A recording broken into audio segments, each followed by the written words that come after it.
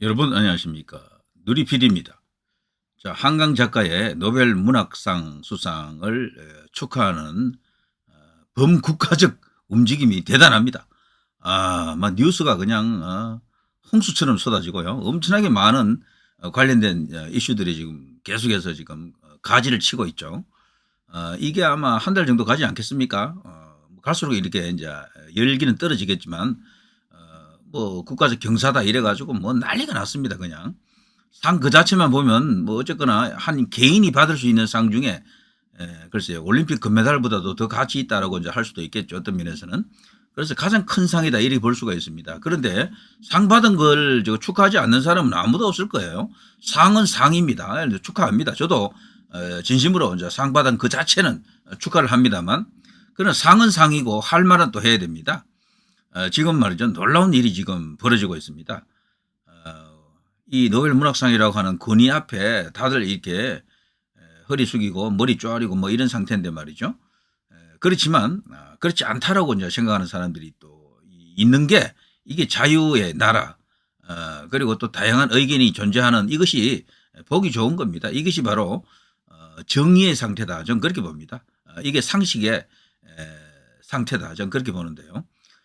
통상 이제 이 여성 작가가 또 받았기 때문에 더욱더 이제 이렇게 이슈가 커지는 것 같아요. 노벨 문학상 수상자 중에 여성은 그렇게 많지 않거든요.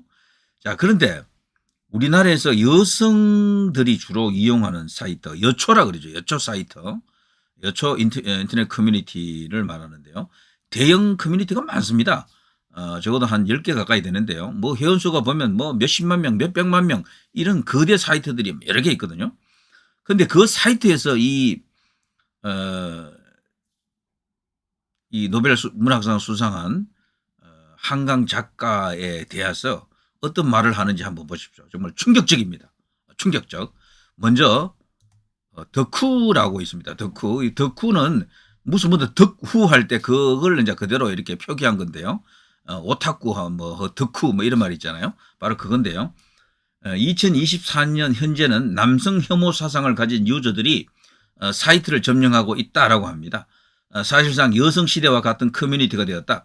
그리고 여초 이제 여기에 사이트가 된 거죠. 원래는 여초가 아니었는데 시간이 지나면서 남자들을 혐오하는 여성들만의 어떤 그런 공간처럼 돼버리고 말았죠. 덕후 여기가요. 근데 여기서 어떤 이야기를 하는지 한번 들어보실래요? 자, 채식주의자 너무 불쾌해. 극불호주의. 자, 상이라는 그 자체에 압도되지 않고 이걸 이제 작품을 읽어본 사람들 이야기입니다. 이 대부분. 자, 흔히 예술이라는 이름으로 용인되곤 하는 외설적인 작품에서 느낄 법한 그런 류의 불쾌감이 고스란히 느껴지는 작품이다. 작가가 어떤 느낌을 원했는지 어렴풋이 알 것 같기도 했지만 소재와 인물을 다루는 방식이 너무 폭력적이고 여성을 대하는 묘사들이 남성 작가에게서나 나올 법한 묘사들이어서 그다지 인상적이지도 못했고 불쾌하기만 했다. 올해 읽은 책 중 최악이었다. 자, 극공감. 무슨 말하고자 하는지는 알았는데 말 맞다나 예술이라는 이름으로 용인되는 불쾌한 외설스러움이 있었다. 소년이 온다 보고 한강 작가 책 이거저거 찾아보다가 채식주의자 읽고 더는 안 찾아봄. 자, 두 번째. 나도 그랬어. 20대 초반에 읽었었는데 한참 지난 지금 다시 보면 좀 나으려나? 나도 별로였어. 뭔 말 하려는지도 모르겠고 뭔 말을 하려고 했건 간에 그런 표현 방식은 독자들에게 너무 폭력적이었다고 생각함. 소년이 온다로 먼저 접했던 나한텐 진짜 충격이었음. 소년이 온다는 5.18을 다룬 거죠. 자, 심지어 상도 줄줄이 받아서 더 현타옴. 원덕이 지적한 여기서 덕은요, 덕후 이제 이게 이용자들을 말합니다. 남성의 시각 진짜 환멸나는 동시에 시간이 지나고 결국 이 소설을 안을 수밖에 없다고 회고한 글 보고서는 이 작가 글 안 봐. 굉장히 비판적이죠. 난 무슨 말 하려는지를 모르겠더라고. 불쾌함과는 별개로 뭔 말 하는지조차 갈피를 못 잡았어. 근데 다시 읽기엔 그 불쾌감을 다시 느끼고 싶진 않았어. 아직도 채식주의자는 무슨 책인 건가 개인적으로 매우 의문으로 남는다. 왜 상 받은 것인지 모르겠다. 남은 그렇게 느낀 게 아니었구나. 나도 그렇게 느꼈어. 이분들 다 여성입니다. 남들이 많이 추천하고 상도 받고 해서 읽어봤는데 그 이후로 이 작가님 책 안 읽어. 나랑은 안 맞았어. 유명한 게 이해가 안 되더라고. 이분들이 여성이면서도 대체로 이제 보수 성향을 아니라고 봐야 됩니다. 여기 있는 여쪽 카페는 대체로 민주당 성향이라고 봐야 돼요. 자, 수상작이라 궁금해서 봤는데 나도 별로였어. 나만 그런 게 아니었구나. 나도 불쾌했어. 자, 이런 게 덕후에서 지금 나타난 반응이고요. 자, 이제는 그 유명한 파리쿡입니다. 여기는 그야말로 여초 사이트에 한때 1인자 자리에 있었던 거죠. 지금은 여시라든가 이런 데 조금 밀린 것 같기도 한데요. 그래도 지금도 대단합니다. 여기는 회원수만 해도 150만을 넘는다든가 뭐 그런 데 아닙니까, 여기? 자, 여기도 보면요. 한강 소설 좋으신가요? 이런 게 나오는데요. 저는 채식주의자 정말 기대하고 읽었는데요. 읽고 나서 기분 찜찜함만 남더라고요. 불쾌한 느낌, 어느 부분에서도 공감되는 부분이 없고 감동되는 부분도 없고 감탄 나오는 문장도 없고요. 요건 저하고 생각이 비슷할 것 같아요. 사실 저는 문장만 딱 놓고 보면은 한국어로 만들어 심사하게 되면 절대로 상 못 받습니다. 이 작품은. 제가 볼 때는 그래요. 문장이 그렇게 뛰어난 문장이 아니다라고 저도 확신합니다. 자, 도대체 어디가 그 책이 상을 받게 한 것일까요? 책을 다 읽고 나면 다시 한번 읽고 싶어지는 마음이 들어야 하는데 정말 채식은 읽고 나서 더러운 느낌, 알고 싶지도 않고 굳이 알지 않아도 되는 아주 극소수만 공감할 수 있는 내용이라고 생각했거든요. 채식주의자 좋게 읽으신 분 계신가요? 자, 그냥 정말 별로였어요. 그들만의 잔치에서 자기들끼리 의미 부여하고 난리인 자의식 과잉 집단의 대표 사례. 와, 이것이 말이죠. 여성시대에서 이런 말이 나온다라는 게 믿겨지십니까? 이게 말이죠. 여성시대의 주류들이 이거를 반대하면 이런 글이 이렇게 살아있지는 못하고 이런 식으로 공감되는 댓글이 달리지를 않아요. 그럼 그들 여성들이 볼 때도 이건 아니다라는 거지. 그런데도 상을 턱판에 받아버렸네. 한 개인이 받을 수 있는 가장 큰 상을 받은 거죠. 그럼 도대체 스웨덴 할리먼은 뭘 보고 상을 줬느냐는 겁니다. 뭘 보고. 거기에 웅운한 어떤 그런 큰 이야기가 들어있는 것도 아니고 그렇다고 놀라운 어떤 철학이 있는 것도 아니고 그렇다고 치열한 어떤 그런 문장이 있는 것도 아닌 것 같고 그리고 또 거기 스토리텔링 자체가 말이죠. 드라마틱한 그런 이야기가 있는 것도 아니에요. 그냥 인간 내면에 어쩌고 저쩌고 이런 이야기들인데 그런 작품으로 치면 우리나라에도 이것보다 좋은 작품이 수도 없이 많을 거래요. 수도 없이. 자, 이해를 못 하겠는데 사실 외국 같으면 그게 어떤 점에서 뭐가 어떻고 저떻고 신문 문화란에 소위 말하는 문학의 대가들이 쫘라라 해설이 뜨거든요. 호흡 길고 깊이 있는 해석 풋. 그런데 우리나라 보세요. 전국 대학마다 국문과 다 있지만 아니면 난다 긴다 길로 돈 벌고 사는 사람들 많지만 그런 글 올린 사람 못 봤어요. 일반인에게 작가와 가운데 서서 매개해주는 역할을 하는 문학 비평가는 하나도 없고 여행기니 뭐니 그런 책이나 내서 TV 광고 세례나 받으면 자기 책이나 좀 더 팔겠죠. 정말 한심해요. 그저 외국에서 상 받았다 하면 덮어놓고 와 하는데 그게 왜 그런 거야 하면 다 꿀먹은 벙어리. 하지만 또 다 허세죠. 쩔죠. 그런 것 좀 읽어줘야 문화인 행세를 한다인데 그게 왜 그 정도 언급되는지를 물으면 말을 하는 사람을 못 봤어요. 읽고 이게 뭐지 했던 몇 가지 책 중 하나임.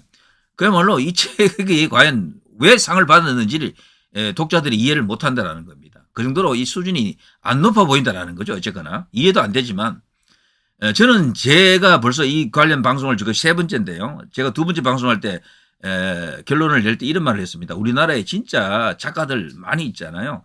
업으로 글을 쓰는 사람들. 그중에서도요. 작품의 양이라든가 질에서 이런 작품보다도 훨씬 위에 있는 작품이 제가 많다라고 이야기했어요. 한 100명도 넘을 것이다. 작가로 쳐도. 자, 그 작가들이 이 작품을 어떻게 볼 것이고 이제 노벨상 수상을 어떻게 받아들일 것인지 이게 사실 궁금하다. 제가 그랬거든요. 그분들이 인정할 것인가? 문학 하는 사람들, 문화인들이 다 그래요. 예술하는 사람들, 자존심 하나로 이제 살아가는 사람들 아닙니까? 내가 최고다라는 사람들인데 그런 사람들에게 이 작품을, 이 작가를 최고로 인정하겠습니까? 저는 회의적입니다. 진짜예요. 자기만의 색깔이 강한 글입니다. 이해하려면 깊게 읽어야 해요. 이런 말도 안 되는 남녀 교접 그것도 인류를 저버린 성교가 나타내는 게 뭔가 그런가요? 아웃사이더 같은 그 둘이 도달하고자 하는 게 뭘까? 저도 중간 파트인 몽고 반전만 먼저 읽었을 때는 이게 뭐야 했어요. 싫어하는 사람 많이 봤어요. 처음 읽었을 때 불편하긴 합니다. 요건 그래도 나름대로 이해해 주려고 하는 사람이고요. 자, 추측해 보건대 개 먹는 문화에 대해 비판적으로 적어 놓은 게 있잖아요. 일종의 트라우마로 그 부분이 외국인들에게 먹힌 것 같아요. 마치 자기 가족이 끓이는 비밀을 밝힌 용기 있는 사람처럼, 혹은 번역을 해놓은 분이 정말 원서보다 번역서를 더 잘 써놓았던지요. 이걸 의심하는 사람들이 많아요. 지금 이걸 번역을 너무 잘한 게 아닌가. 이 번역가하고 지금 그 콤비가 돼가지고 상을 내리 3개를 받았거든요. 그게 이제 이 노벨 문학상까지 왔단 말이죠. 그래서 그 영국 작가인데, 영국 번역가인데요. 이 사람은 전략적으로 대한민국이라는 나라가 이 2차 세계대전 후에 아주 급격하게 발전한 나라인데, 그런데도 놀랍게도 큰 문학상을 받은 적이 없더라. 그 정도 되면 다 받아야 되는데 못 받았다라는 거죠. 그래서 자기가 전략적으로 한국어를 공부했다라고 합니다. 여기서 문학가가 분명히 있을 것이다. 큰 어떤 그런 소설들이 있을 것이다. 작품이 있을 것이다. 이것을 내가 번역을 해서 뭐 큰 상을 받게 하리라. 그러면 자신도 이 소위 이제 이렇게 번역가로서 이제 대성하는 거죠. 이 사람이 그런 그 인터뷰를 한 게 나왔었어요. 그래서 딱 자기 눈에 이제 포착이 된 게, 너무 옛날 작품을 일단 놔두고요. 뭐 이문열 선생 뭐 이런 사람들 그 세대는 일단 놔두고, 비교적 이제 그 아래 세대들, 적어도 50대 이하들, 이들 세대 중에 책을 찾아보니까 이 책이 눈에 띄었던 것이고요. 그 눈에 신선하게 보였던 겁니다. 그래서 이 영국 여성 번역가가 심혈을 기울여서 번역을 했는데, 그 번역본을 읽어본 사람은 우리나라 사람 중에 거의 없을 거 아니에요. 그러니까 그 어떻게 번역됐는지 모르는 거지. 그러니까 이렇게 지금 보는 사람이 많은 겁니다. 자, 그 외에는 정말 10,000명 중에 1명에게 일어날까 말까 하는 내용을 적어 놓고는 그걸 독자에게 읽으라고 시킨 작가가 싫어요. 그러니까 거기 나와 있는 다루는 그 내용들이 극단적인 이야기들이죠. 그런데 스웨덴 할리먼이 대한민국을 그렇게 지금 뭐 이렇게 봤다라고도 볼 수도 있습니다. 그 소설이 대부분 대한민국 안에서 일어나고 있는 일들을 이야기했기 때문에 이것이 이제 세계적으로 어떤 반응을 보일 것인지, 그들이 그 책을 읽은 사람들이 우리나라를 또 어떻게 볼 것인지, 이런 것까지도 고려한다 그러면요, 간단하게 그냥 뭐 노벨상 받았다 최고다 와 이렇게만 끝낼 일이 아니다라는 겁니다. 그보다 훨씬 더 중요한 일이 있다. 노벨상이면 뭐 나라 뭐 얼마나 이게 대단한 그 상이라고 나라를 그냥 국격을 더 높이는 것이겠습니까? 요즘은요 그런 시대가 아닙니다. 옛날에 순수한 대가들에게 주어지던 그 노벨상 시대는 끝난 지 오래됐어요. 여러분 중에 말이죠, 제가 뭐 딴 생각 가진 게 아닙니다. 이런 목소리가 분명히 있다는 거지. 소위 말해서 1990년대 이후에 노벨상 받은 사람, 아는 사람 누구 있어요? 한번 물어봅시다. 제 같은 이런 방송을 할 때 이걸 비판하는 사람들도 있겠죠? 자, 그분들에게 물어봅니다. 노벨상 받은 사람이 누구 있는지 알아요? 한번 대보세요. 밥 딜런이 받은 것만 알 겁니다. 밥 딜런, 그 미국의 포크 가수잖아요.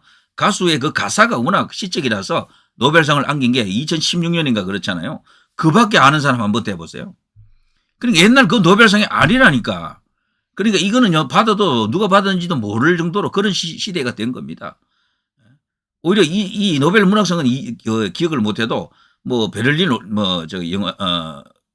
영화제라든가 칸느 영화제라든가 베니스 영화제, 거기서 뭐 나무주연상, 뭐 최고 작품상, 아니면 아카데미에서 누가 받았다, 이런 건 다 기억하지 사람들이.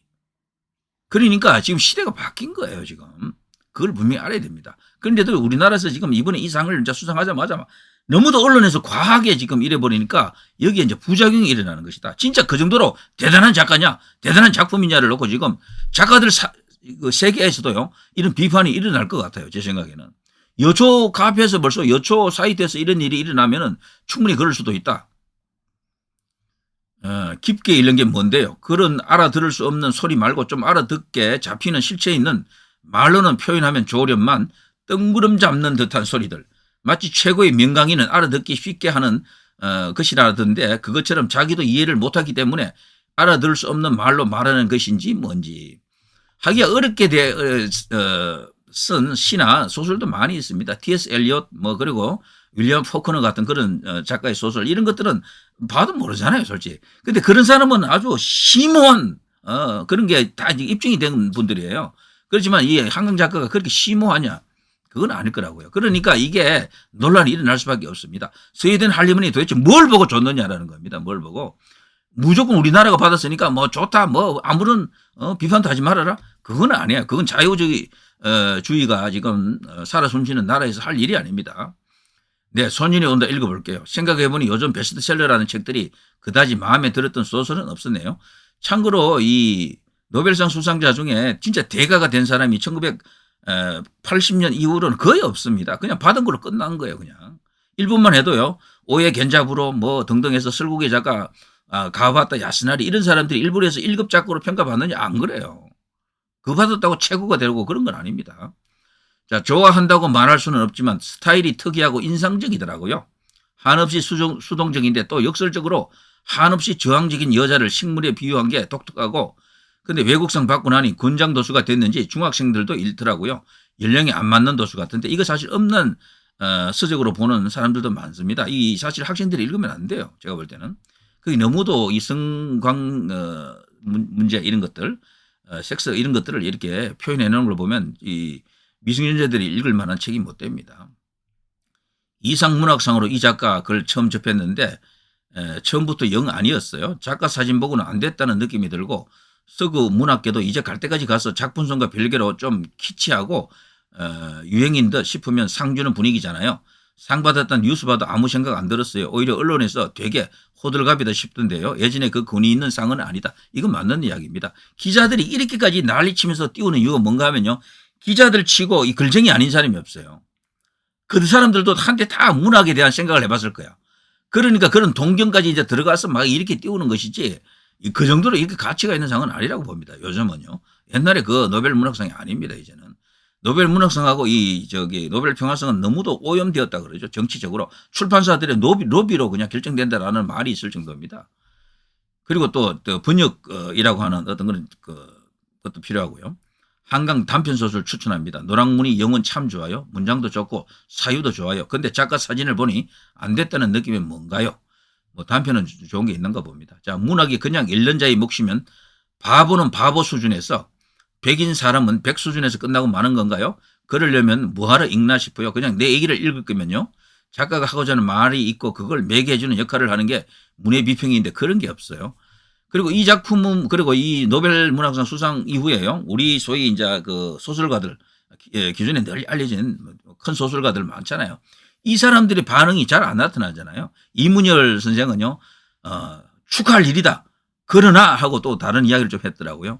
자, 작가의 색이 특이할지라도 할지는 몰라도 무슨 이야기들이 갈팡질팡하는 것 같기도 하고 꼭 여기저기서 짜집기 한 듯도 하고 일륜적인 관계를 무시한 형부와의 관계도 무슨 적절한 나름의 변명이라도 있기를 바랬고 결국 주인공 여자의 비정신적인 것으로 몰아가서 끝내는 것은 찝찝함이 책을 읽고 기분 나빠한 적도 처음이라는 다음 나온 흰색을 주제로 한 것도 그렇고 이 책이 청소년 권장도서 목록에 포함될까 두려워요.